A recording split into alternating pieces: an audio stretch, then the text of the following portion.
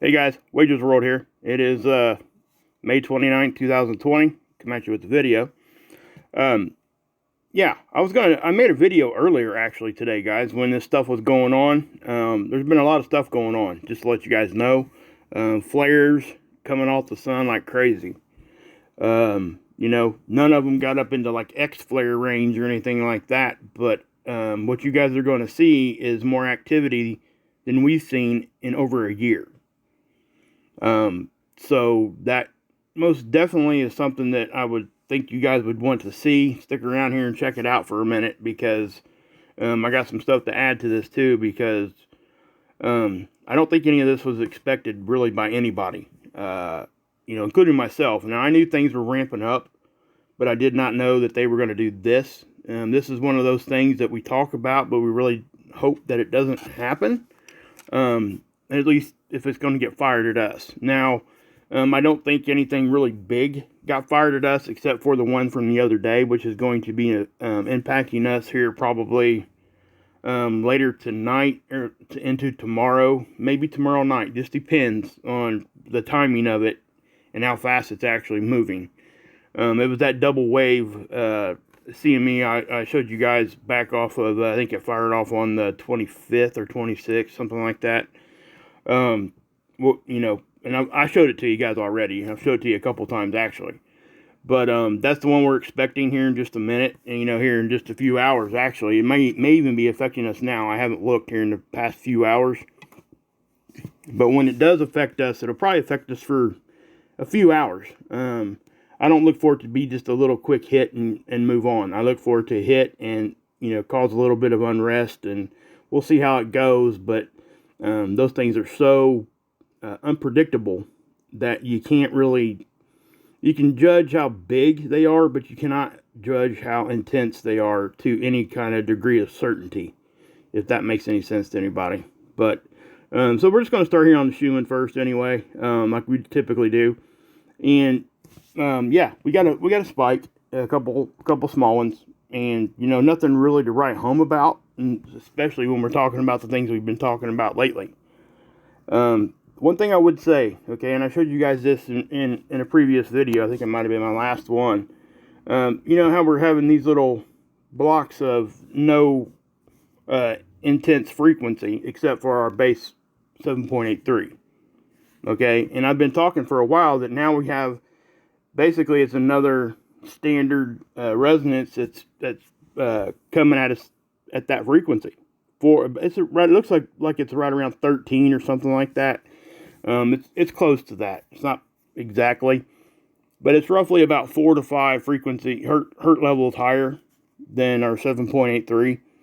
And it looks as though we got other ones too that are sticking around. And the research I've been doing, it shows that we have basically like 8 base frequencies anyway. It's just we don't typically notice them or see them on the tools because they're not that intense. They're not, in your face kind of thing. But nowadays, as we're looking at this stuff, you can see that this, at least the next step up, is definitely there to stay. That's not going nowhere, guys.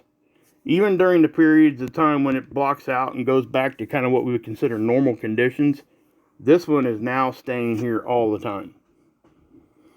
So what does that mean? Well, all that it means is that our frequency has risen. We're resonating at another frequency higher, and it's staying there. It's not backing off. I look for that to continue. I look for this next one to start becoming more and more prevalent, and so on and so forth. Now, where this stops, we'll just have to wait and see and observe. And something else here, guys, I even started noticing, and not a whole lot of people have talked about this, but look at this at the 32 hertz level. You're starting to see another one. Okay?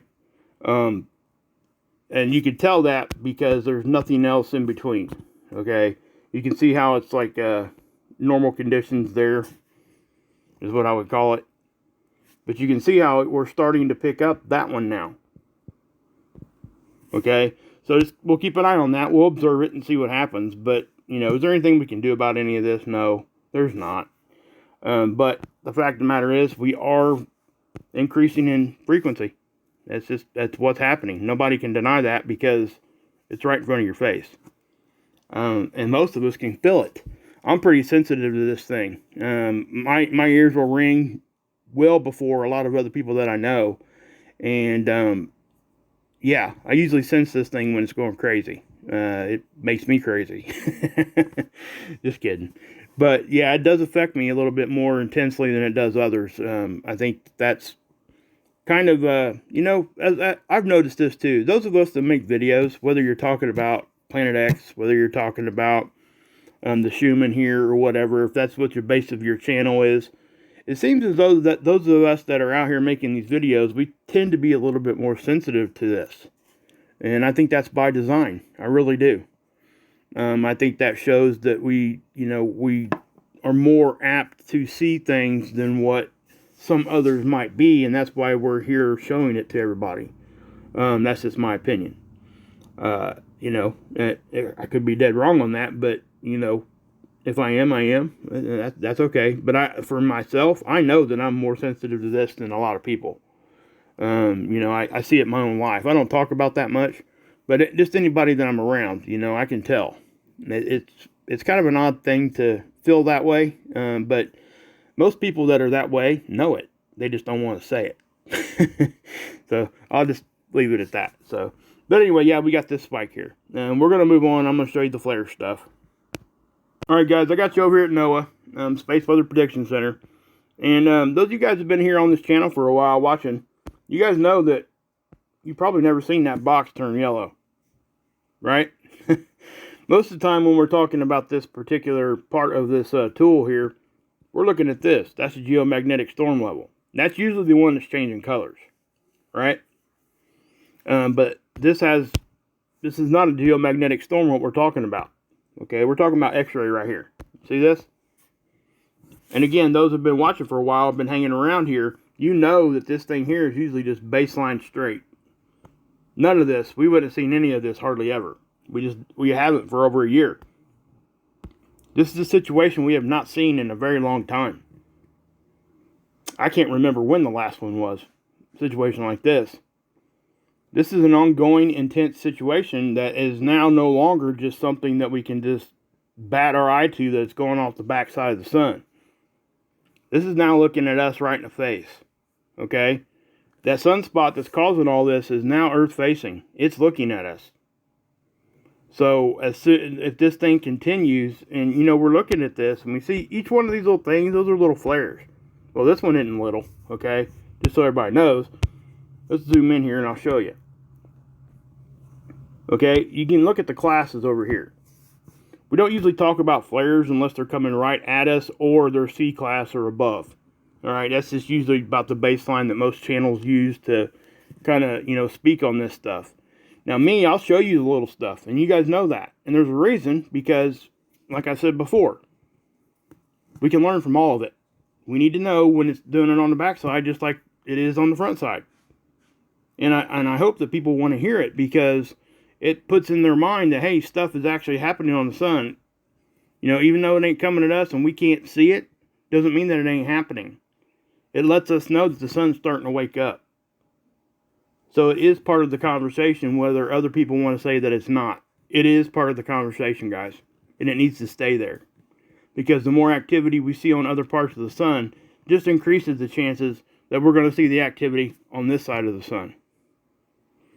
That's how I do things. Okay, guys? I know that I take a lot of grief for people bashing me about, talking about little stuff. I never get on here and talk about little stuff and say that it's bigger than what it is. Matter of fact, I might even do the opposite. Sometimes I try to downplay it just so it don't look so doom and gloom. Alright, so you guys know I don't do that. But I do talk about little stuff that's happening anywhere on the sun, because it's all relevant. Anyway, you can see this right here. That's an M-class flare. It broke that line. Okay?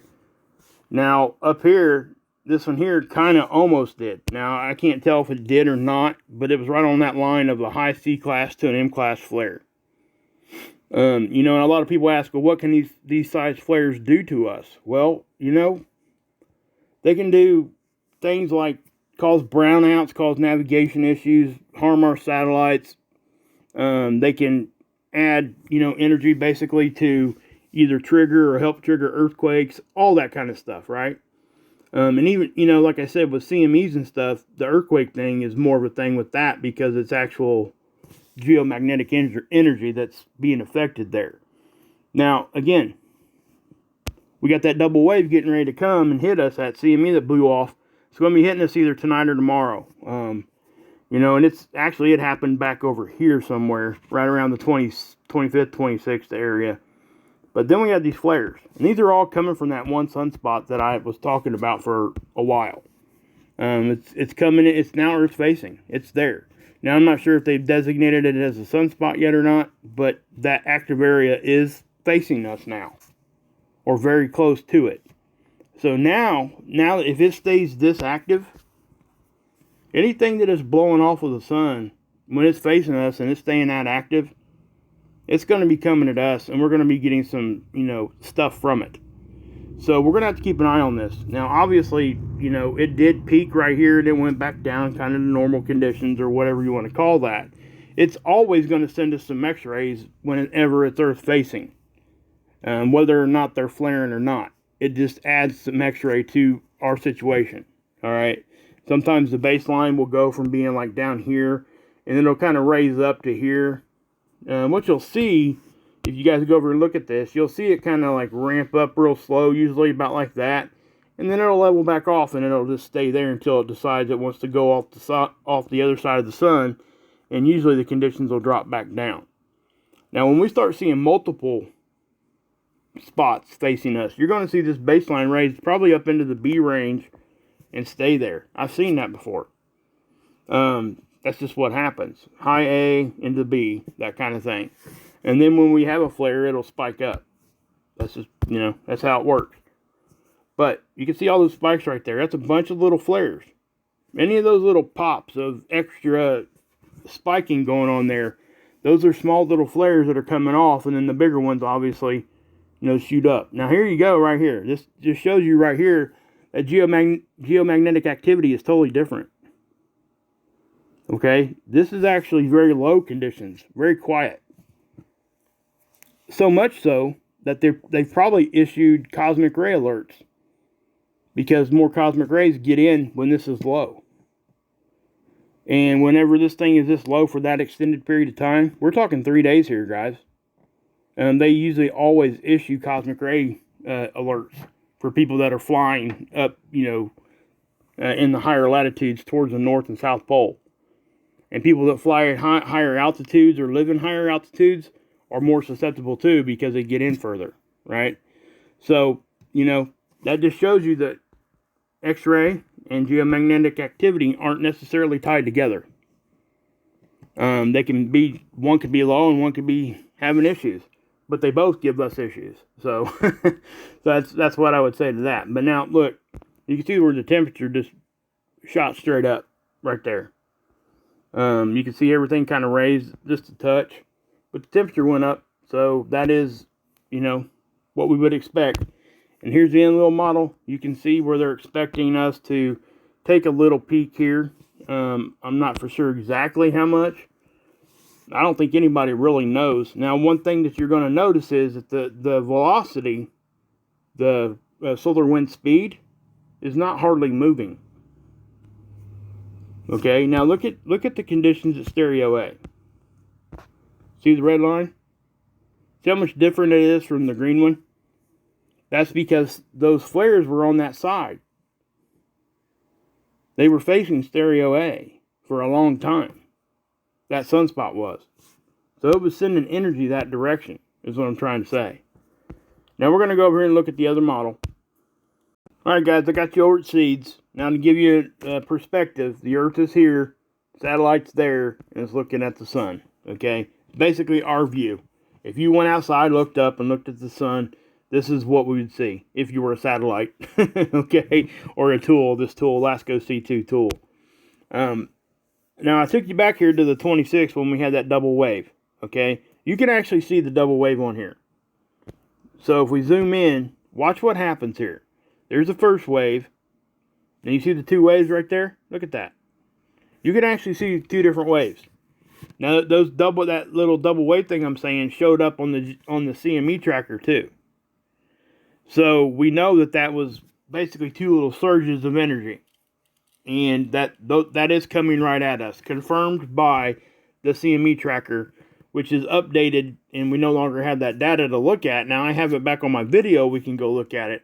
So I still have it, but you know, you guys can go back and watch the previous video if you want to see that CME tracker and what it looked like. But something else you're going to notice here, guys, is all this debris that's going on right now. Now this is to be expected right now because we're going through an area right now that I can't remember exactly how many, but it was like 8 or 9 different NEOs, which are what we call near-Earth objects. Basically, they're asteroids, meteorites that are coming very close to the Earth, or close enough to be considered near when we're talking about the vastness of space. Okay? Usually when we're talking about that, we're talking about lunar distance. Now, lunar distance is the distance between us and the moon. So if you hear somebody say, well, that meteorite or that asteroid was 3 lunar distances, you can take the distance from us to the moon and times it by 3, and that's how close it came to us. Now, if you hear somebody say, well, it was a 0.1 or a 0.5 lunar distance, in other words, it came closer to us than the moon is. So that's how we kind of decide here. Now, if you guys hear us use the term astronomical unit, what that is that's the distance between us and the sun. So they're using the moon and the sun as their measurements, and so that's just the base thing that you guys, if anybody didn't know that, that is kind of something that we really should know, because those measurements come into play quite often. Now you're seeing all this like sparkly stuff and this debris. Okay, you're seeing stuff shoot across in front of these satellites. Now, we have to understand when we're looking through these satellites, we don't know the distance that stuff is from the satellite. So, in other words, we can't tell how big something is. Only thing we know on this satellite how big it is the sun.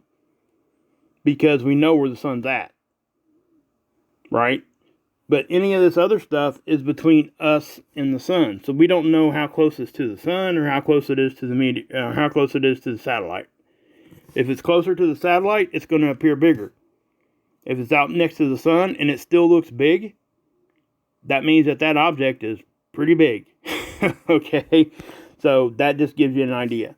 Now, even though we've seen that double wave, but look what happened over here on the left side. Watch.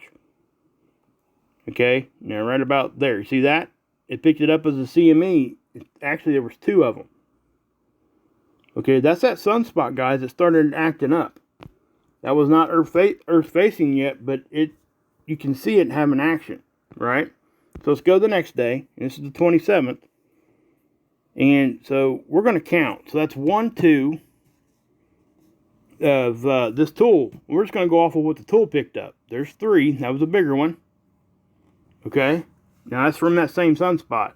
Now you're going to see the large one over here. We're not even going to count that one on this one. That actually came off the other side of the sun, off a different spot, okay? That is definitely a big one, though. It is not coming at us, from what I can tell. So we'll go over here and look at that. So now we're at 3 flares off the one sunspot. Now we're going to go with 4. Okay? Let's see if it happens again that day. I'm not sure if it did or not. I don't think it did. Yeah, so we had 1 flare off that side the same day that big one happened. Okay? So within 2 days, we've had 4 flares off of that one spot that we could see actually here on seeds. So we'll go to the next day on the 29th. That's today. Now watch this. 1, 2, 3. Okay, 3 of them off the same side of the sun. That puts it at 7 flares in 4 days. 3 to 4 days off the same sunspot. Now, what that means is that sunspot's active. That's as simple as it gets. Now, you're also seeing action here too, okay? So the sun's still doing things on other parts of the sun. We can't forget that.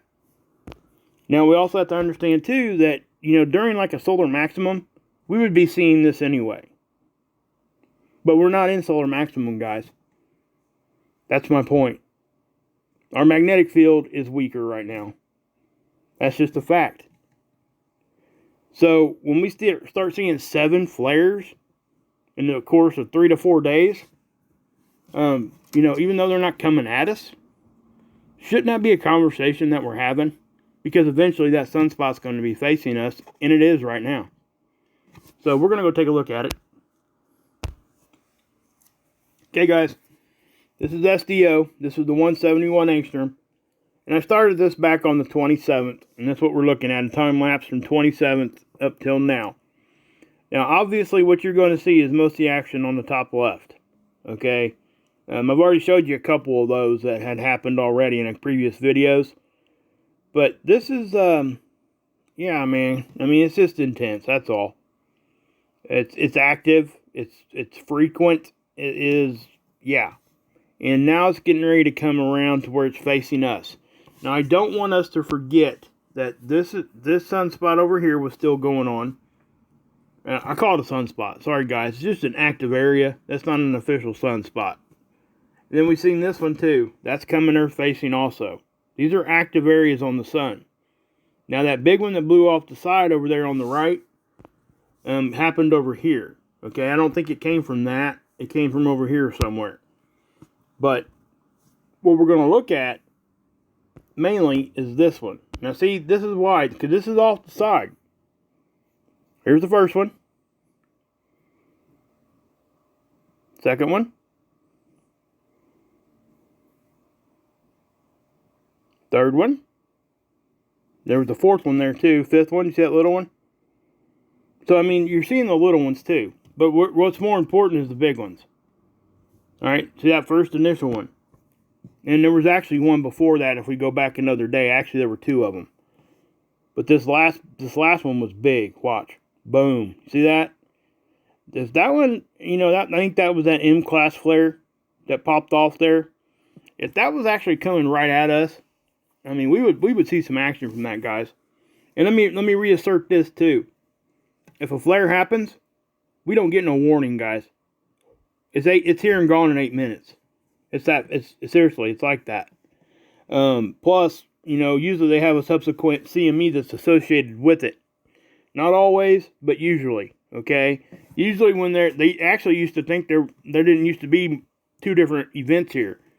They didn't used to think that there was a solar flare or a CME. They used to think they were both one and the same. And now they were able to figure out that they are different. And so as this thing comes around, it's going to come, eventually, guys, the sun's rotating to the right as we're looking at it anyway, this way. And you can see it coming over the limb of the sun. Now, when I say the limb of the sun, just so people know, it's just the edge of the sun. That's all that they're talking about. And if you guys hear us talking and we say like this right here is actually the eastern limb. And that sounds backwards, right? That's the eastern limb of the sun.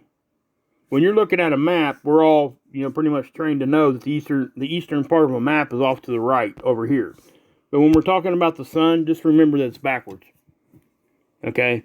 I'm not going to get into explaining why that is and why they decided to do it that way and how they, decide that. But just know that the left side of the sun is the eastern side. So it's backwards when we're talking about that. Now you can see that thing, right? And within the next day, it's going to be here. And then the next day, it's going to be here. It's going to be here. You guys can count that out, right? If it holds together. Sometimes these things die as quick as they come in. Okay? But keep in mind, the equator of the sun's here, roughly. And the Earth's here. So anytime anything is facing on this side and it's flaring, it has potential to come right at us. And with this thing over here being so active, we cannot let our guard down right now. And even though we can't do nothing about it, we just need to be aware. Because if stuff does start happening, we need to know why. So we can react the right way. So, that's what I would say to that. Now, what I'm going to do, guys, I'm going to take you over and show you the CME tracker.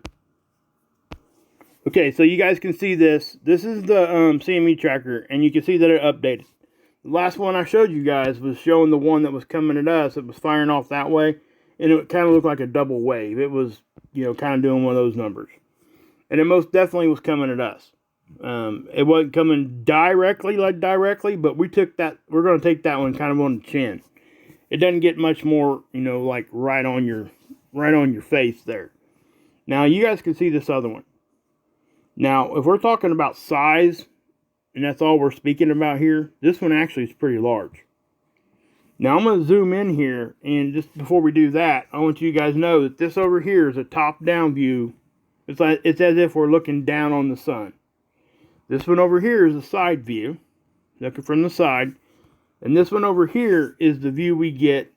It is our orbital path around the sun. See, here we are over here. You take that line and you stretch it out in a straight line. And that's what you're looking at there on the right. Okay? We have to have all three perspectives to get the proper information to be able to say what direction it's actually traveling. Because if it, say, just for example, this one, say we had a CME and it was blowing this way, right? And it looked like it was doing that. Well, then you turn yourself to the side and you look at the side, it could still be going that direction, but it could actually be going like this.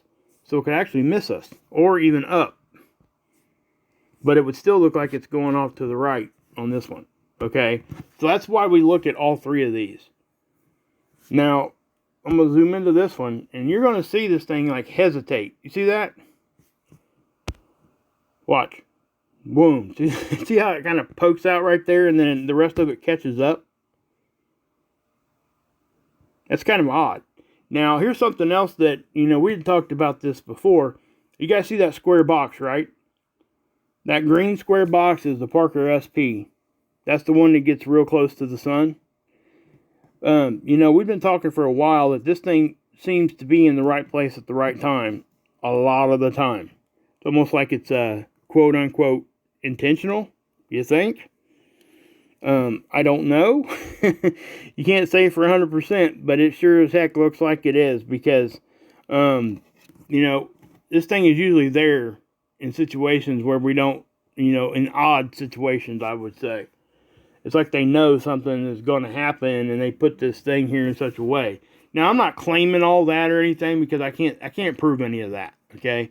That's just an opinion I hold, and it's an observation that I've noticed that this Parker SP seems to be in the right location sometimes when we don't think that it could be there, but it is. And what I was talking about size, you can see how big that thing gets as it goes on out. Now, imagine if that thing was fired our way. Okay, just imagine if it was this way, if it was going this way. And again, guys, it doesn't mean just because it's big doesn't mean that it's intense. We could fend it off just fine. Sometimes we don't even know these things even come at us because we fend it off so well. Our magnetic field here on Earth does a great job of protecting us. It's just right now it's weak, and it needs to be built back up. So. Anyway, that's that part of this. And I just wanted to show you that end of it, because it gives you another perspective of what's actually going on. That was that bigger flare that popped off. Or you could call it a CME, I guess. It depends. I really couldn't tell if it was a flare or a CME. But regardless, like I said, that right there would be part of what we would consider the CME part. Because, like I said, a flare is here and gone in like 8 minutes. The initial blast. Okay, that's like the energy that's behind it. So, but yeah, something else I want to show you guys is, if you look at this, it's like a continuous wave, like a continuous road of small little pockets hitting us. Okay, here's Earth, and if you look at it, you're seeing just multiple different bam, bam, bam, bam, bam, bam, bam. A lot of times when you come over here and look, you got a good distance between one and the other. This seems to be like more rapid fire right now. And again, that's just an observation I made. Alright guys, this is the geoelectric field model. This is the model I show you guys to, is trying to show you the effects of space weather on our electrical grid, or artificial electrical components like transformers, and the such like that. Typically we see this blue like it looks like right now. I'm going to hit play on this, and what you're going to see is you're going to see a little flashing, but then you're going to see some yellow and maybe even some orange show up. Okay? So yeah, it's kind of starting to do something, and then it only lasts for a second. Right there. See that? That was a quick little burst of something. That could have been a flare. That sunspot could have flared. We don't know. You know, we can sit here and look at this and talk about this all day long, but the fact of the matter is, it did get pretty intense there for a second, right there. It didn't last long, and that's what you would expect. Like if a flare was to hit us, that's what you would kind of see here on this map. You would see, and please ignore that. You would see that thing just smack us and just keep moving. It just moves really fast at the initial, blast, but the subsequent CME that's usually accompanied with that will be 3 or 4 days behind it. That's just what happens. So, but guys, I am going to go ahead and end it here. I may come back later on if some other stuff's going on. Don't know yet. Hope everybody has a safe weekend. I'll probably come back with you tomorrow sometime. I may even pop on live tomorrow. I've actually got my thing kind of set up now to where I think I might be able to go live. I'm looking for some mods. If anybody's interested, send me an email. At Blue Kool-Aid. Well, not Blue Kool-Aid, but BlueCool52 at gmail.com. And yeah, we'll talk about it there, or we'll just drop me a comment if you're interested. Just to be honest with you guys, if you want to be a mod or something like that, I got to know who you are. I'm not just going to let anybody be a moderator. So it would probably be people that have been around for a minute, or at least people that I've had conversation with. Okay, personal conversation through email or what have you. That's only smart. I can't have somebody in there moderating the chat that doesn't like me and just going to let crazy stuff go on. But if you're interested in that, just let me know. God bless. Yeshua saves, and you can drink this Kool-Aid.